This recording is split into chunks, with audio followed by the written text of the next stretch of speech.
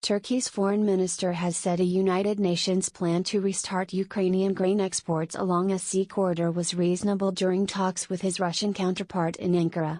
Various ideas have been put out for the export of Ukrainian grains to the market. Most recently is the UN plan, a mechanism that can be created between the UN, Ukraine, Russia, and Turkey, Turkey's Mevlut Çavuşoğlu said on Wednesday, speaking alongside Russia's Sergei Lavrov. The UN-led mechanism aimed at establishing a secure corridor for the shipment of an estimated 22 million tons of grain sitting in silos in Ukraine through the Black Sea, and could involve a Turkish naval escort for tankers leaving Odessa and other Ukrainian ports currently blockaded by Russia's navy. "We see it as reasonable," he added. Of course, both Ukraine and Russia must accept it. Russia's invasion of Ukraine in February halted Kyiv's Black Sea grain exports, threatening a global food crisis. The UN appealed to the two sides, as well as maritime neighbor and NATO member Turkey, to agree to a solution. Ankara, which has good relations with both Kyiv and Moscow and had previously said it was ready to take on a role within an observation mechanism, also backed Russia's request for an end to sanctions to help grain onto the world market. "If we need to open up the international market to Ukrainian grain, we see the removal of obstacles standing in the way of Russia's exports as a legitimate demand," Çavuşoğlu said.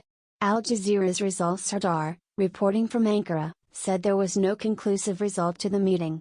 However, Turkey was planning to host an upcoming encounter in Istanbul that Ukrainian officials will be invited to attend. Sardar added that Moscow was expecting a Ukrainian delegation to be present at the event, but that Kyiv was weighing security concerns.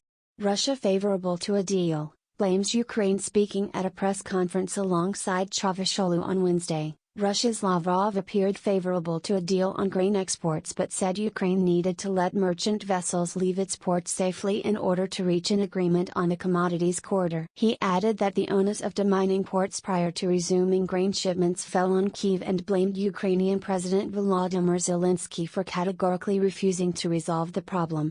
Lavrov also said that Moscow would not use grain shipments in and around the Black Sea to advance what it calls its special military operation.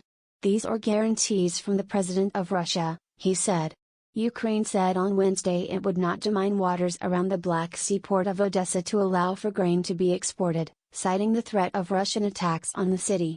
"The moment we clear access to the port of Odessa, the Russian fleet will be there," spokesman for the regional administration Serhiy Brachuk said in a video statement on social media. The meeting between Çavuşoğlu and Lavrov came as Turkey voiced opposition to Sweden and Finland's bids to join NATO. Moscow has also objected to the Nordic countries' candidacy, which analysts say may play a role in discussions concerning Syria. Ankara has maintained its close ties to both Ukraine and Russia. It has criticized Russia's invasion of Ukraine, but has not joined international sanctions against Moscow. Lavrov arrived in Turkey days after NATO members Bulgaria, North Macedonia and Montenegro reportedly refused to allow his plane to fly through their airspace to reach Serbia. Lavrov's plane was able to fly directly to Turkey over the Black Sea. Talks were also expected to focus on Turkey's plans to launch a new cross-border offensive in northern Syria against Syrian Kurdish militia that Ankara considers to be a security threat.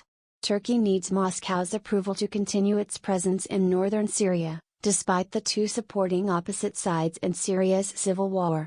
In 2020, 37 Turkish soldiers were killed in Russia-backed airstrikes against rebels in Syria's last rebel-held Idlib province.